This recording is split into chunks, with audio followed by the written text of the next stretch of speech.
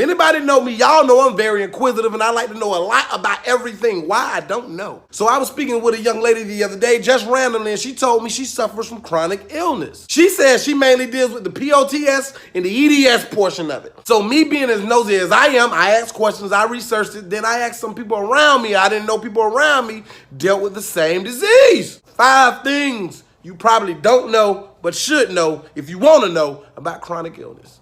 5. Number 1, they could be fantastic today and they could just be not into it tomorrow. One of the hardest things to do is to believe someone who says they don't feel good, who was just out running and jogging and laughing the day before. If you know a person that suffers from chronic illness, try to have some sympathy, empathize with them. I understand how difficult it may be because you could tell them, listen, man, we was just at game time yesterday. We was just out playing kickball. You was just dragging me in 2K19 yesterday. Now today you can't move, you can't get up, you don't got energy to do nothing. Calm down, stop making judgment, stop assuming stuff. Chronic illness can take a person's emotional and physical strength just like that. Try to not revert to yesterday and try to live in the moment and try to be understanding if you can. And if you can't, just remove yourself from the situation. Peace, be still. Number 2, chronic illness is something that's diagnosed and found often later in life. Now I know before we find out about a disease and the happenings or something, we swear we experts of everything. If you ain't had this when you was 5 or 6, you ain't got it. If you ain't have it when you was 10, you ain't got it. A lot of people find out they have chronic disease 19, 20, 25, 30. The symptoms of chronic illness often lie dormant. You can't even see it. You don't know what's there, but then bow, pow, it sneak up on you. And the people that deal with it, they don't know how to explain that. They've been fine most of their life. Now they're at the doctor trying to tell the doctor what's wrong with them. The doctor don't want to listen because the doctor's saying that she ain't showing no symptoms of this. And they telling the doctor, of course I ain't showing no symptoms of it, but I got the symptoms now, so can you please help me? And the doctor don't know how to help them because they don't believe them.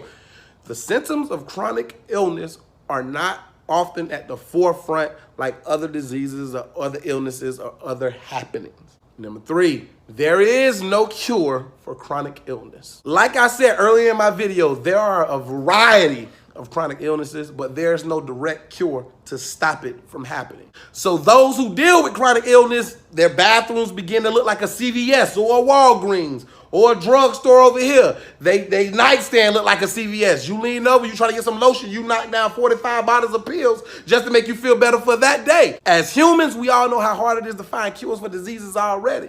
So when somebody tell you they got chronic illness, you're like, well, I can't just take this pill. Why can't you just take that medicine? Go get some Tylenol.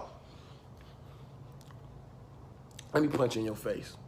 Don't be insulting. Don't be rude to people. Again, empathize, sympathize, and if you can't, remove yourself from the situation.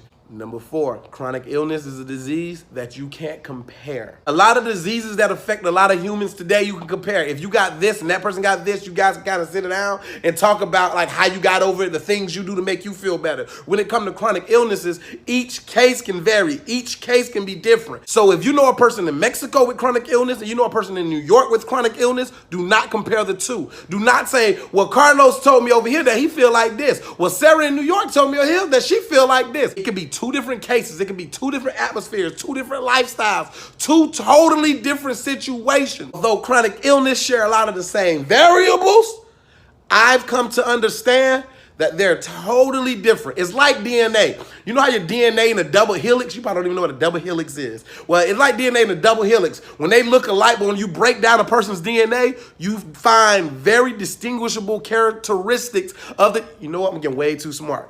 2 cases not the same, man, and don't compare the 2. And number 5, those suffering from chronic illness have to be some of the most strongest endurance having individuals mentally I've ever met. When I was talking to this young lady, frustration didn't fill her voice. When she was telling me about sometimes people don't believe him and sometimes it gets pushed to the back and people don't understand the disease and how it can affect the lives of others. When she told me this disease wasn't one of those diseases where everybody pushes to the forefront, kind of understood it because I didn't really understand what it was until I sat down and I talked to her that I did some research on my own. So for those who out there are dealing with chronic illnesses, I know you guys gotta have the mental capacity of Xavier in the X-Men. Like y'all gotta sit there, put a helmet on sometime, and just breathe, stretch, shake, and let it go. And you will get a million prayers from me to you, hoping you all feel better.